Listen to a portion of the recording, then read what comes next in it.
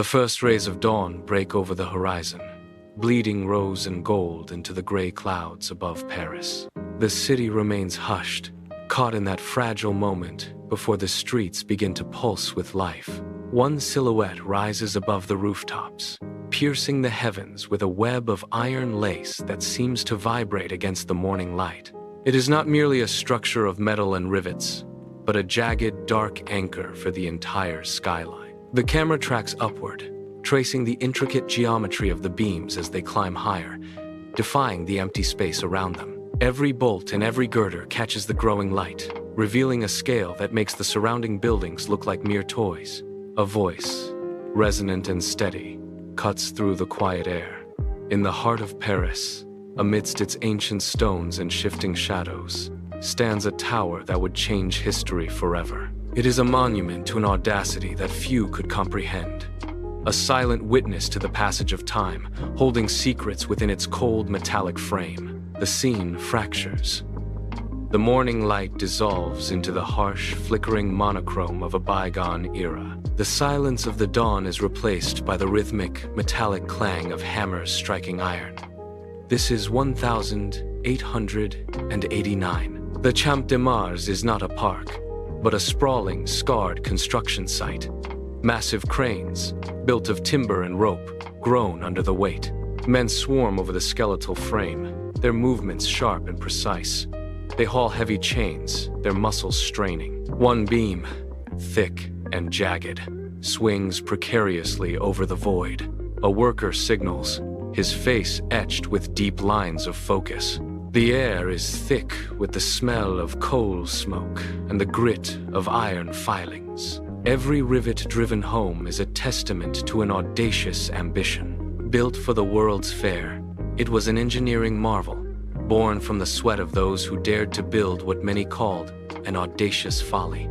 The frame climbs higher, inch by agonizing inch, piercing the sky with the promise of a new age. The final beam locked into place, but the applause never came. Instead, the city turned its back. The air in the salons and the streets grew heavy with a new kind of friction. Critics, artists, and intellectuals converged, their faces twisted in genuine fury. They did not see a marvel.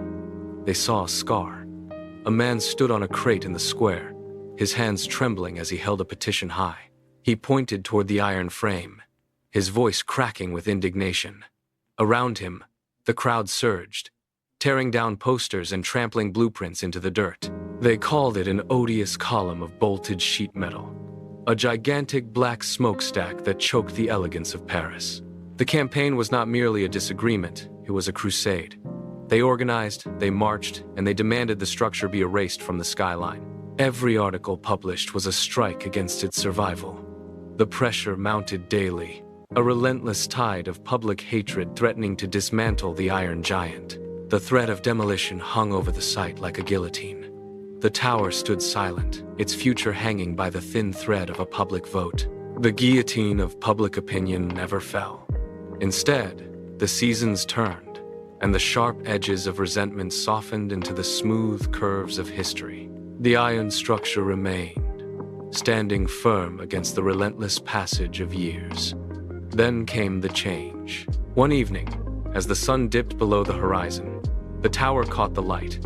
It was not the harsh glare of the sun, but a soft, internal glow. The Champ de Mars, once a site of protest, became a place of quiet observation. People stopped their hurried pace, tilted their heads back, and looked up. The disdain that had once fueled petitions and scathing articles evaporated, replaced by a collective, breathless awe.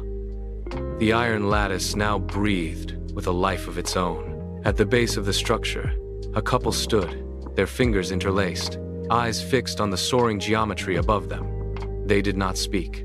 The tower had moved beyond its utilitarian origins, shedding the skin of controversy to emerge as a monument to human aspiration. Time, with its gentle hand, slowly turned this controversial structure into a symbol of love and beauty. The transformation was complete. The night air settles, cool and still, wrapping the city in a velvet hush.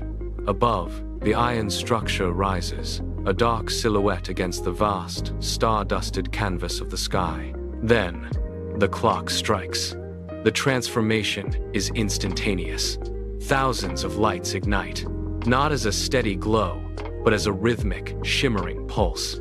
It is a cascade of golden fire, a shower of brilliance that dances across every beam and rivet. The tower breathes light, casting a warm radiance onto the streets below. It is a spectacle that demands silence, a moment where the weight of history dissolves into pure, radiant wonder.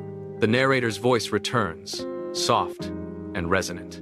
Some creations, born of ambition and controversy, are destined not just to stand, but to become legends. The lights continue their dance, a testament to the audacity of the human spirit. The Eiffel Tower remains, an enduring icon of what can be built when dreams are forged into iron and held against the test of time.